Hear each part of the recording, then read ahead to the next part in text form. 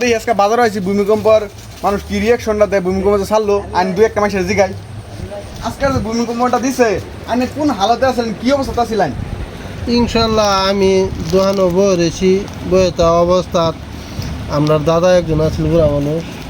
হেলে আইছে হেলার পরে চা আইনা দিলাম আলম ভাইয়ের দোকান থেকে আলম ভাইয়ের দোকান থেকে চা আইনা দাদা একটা কুরকুরি ছিটা দিলাম দাদা চা খাইতেছে সেই টাইম মতো নে ভূমিকম্প একটা লাড়া দিচ্ছে লায় পরে দাদাও বই রয়েছে আম্বো বই রয়েছি বেশি লড়সড় করি না পরে যে সময় দ্রুত করে লাড়া মারলো আমার দোকানের মধ্যে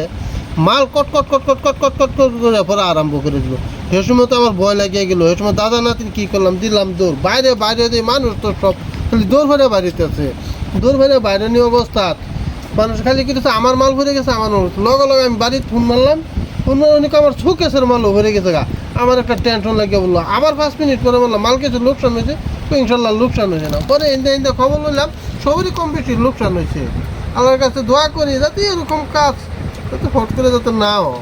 গাইস কি কইয়াম এটা দুঃখের কথা